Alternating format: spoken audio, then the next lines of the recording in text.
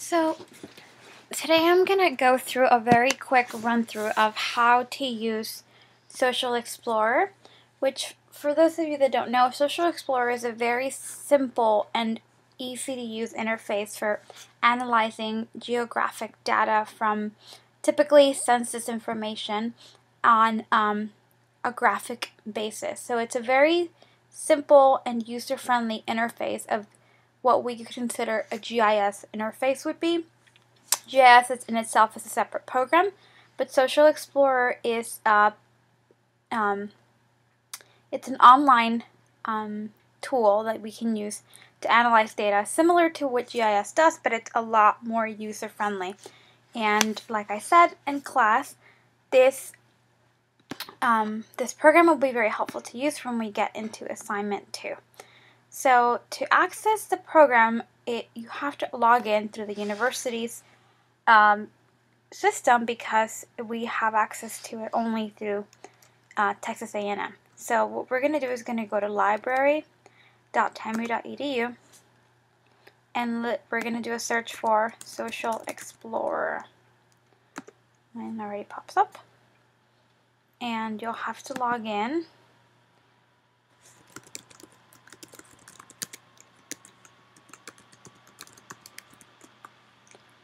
And once you log in, you will see, also I'd like to say that I'm a Mac user and I've been having trouble accessing it via Chrome.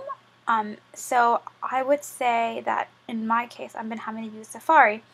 If you're a PC user, I think it would be safe to say that you should access it using Internet Explorer, because I'm not sure why. I'm not has to do with JavaScript or whatnot, but it has difficulty loading. So anyway, you go to the library website, you search for Social Explorer, and the very first link you click on when you get the search results, and it'll take you to the website. So what you have to do now is you could either, you can scroll down and see sort of different information about the website, or like I said, you could take a tour, look at how the program works, or you could just click on Maps and Tables. And we're going to be working and focusing only on the maps. So we click on Maps, and, well, that was already there. And you scroll down, and you click Start Here. And this will bring you to sort of the map interface, which is very simple. And you'll see that it will be broken down into states, and showing the extent of the U.S. You can zoom out and you can see that it'll show Alaska and even Hawaii. And data itself is loaded on the side panel where it says Census Data 2010 Population Density. If you click on that tab, it'll pop up an area where you can see the different kind of data that's available, and you can scroll back to another year. So as we know, or you may not know, the census is taken every 10 years. And so we go to 2010. That's the latest census information that we have. And you can look at population data for the U.S. based on population, age, gender, race, income, family structure. You can scroll down marital status, and there's all different kinds of data sets that you could access via the website. So in this case, let's look at age. And it'll pop up. So at the top of the list in the blue, you'll see where the data source is. So in this case, we're looking at the Census 2010 data. And you can look at age, population, and let's say you guys are population that is 25 or younger. That would be you guys. So let's look at that. So in this case, it seems pretty broad. It seems like we can't really tell anything apart. So you can modify your output by you can change the color here. Say I would like this to be purple. I would also like this to show me 6 different breakdowns. So you apply. I guess it shows up Utah has a higher density population than that. And then if you come up to the right hand side, you can see that you can change the way that the data is being displayed. Right now we're displaying information by state. We can change it to census place, and it'll reload in just a sec. And so information is available there.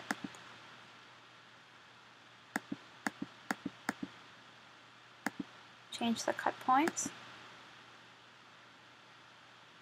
Reload the map. Census tract maybe will give us more information.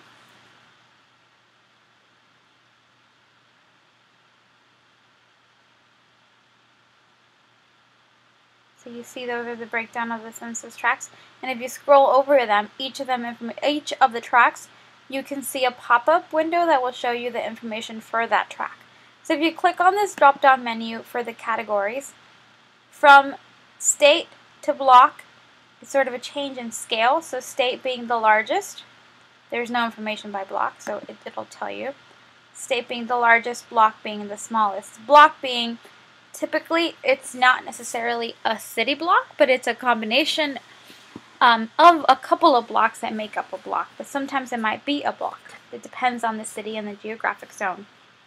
In this case, this information is too narrow, so we're going to go back and go to, say, race, census data. You scroll down here, you can see there's different kinds of databases, and here you can see this ACS 2008. That's a different survey. It's not the 2010 census survey.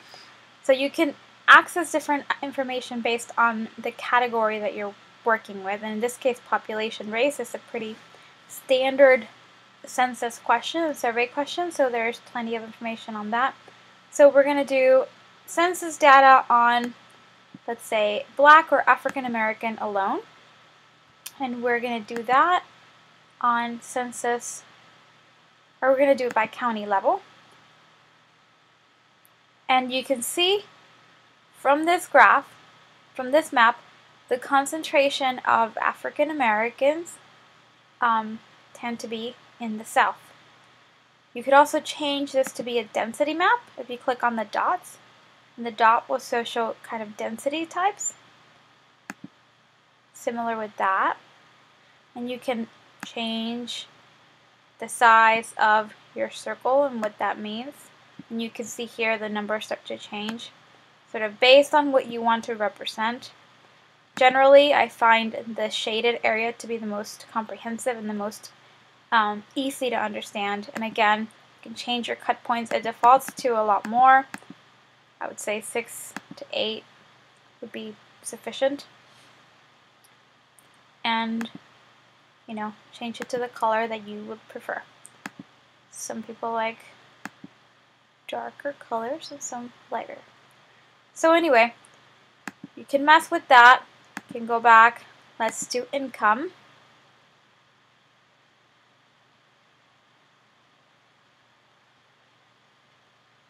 So let's see, in the population, based on this ACS survey, people with less than $10,000. Let's see where those concentrations are. You can edit the cut points and maybe bring it down to 5 and apply. You can see where the concentration of sort of extreme low income is, and you can just kind of mess with that. So that might not show enough, so maybe I might show more. Again, maybe too extreme, less than 20,000, and see what that does. Edit the cut points. 10 might be too many.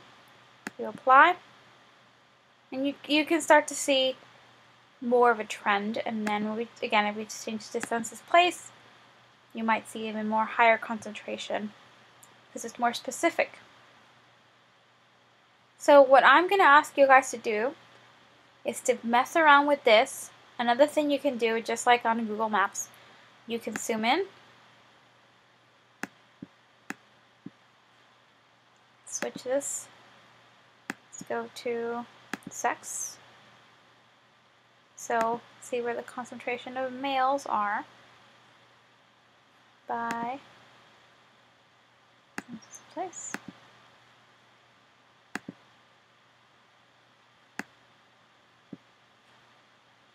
Ooh.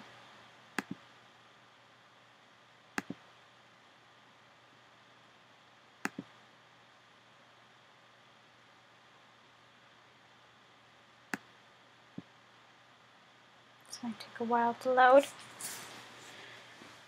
So what I want you guys to do is to just kind of mess with the data and mess with the output. And let's bring it back to population, total population. And I like the shaded.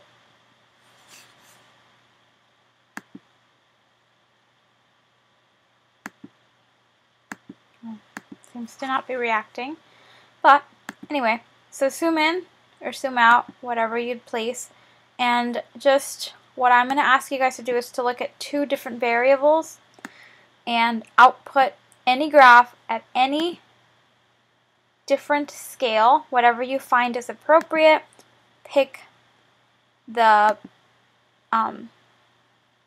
category up here by selecting browsing in the different survey types, survey variables.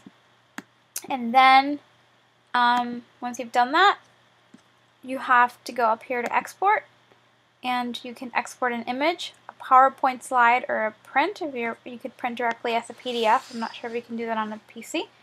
And then you can say a dimension or current map, and that's all you have to do. And if you're having trouble exporting, another thing you could do is just do a print screen and save the image, and then I'm going to ask you to upload those, and I'll have more instructions on the website. So just explore and mess with the tools.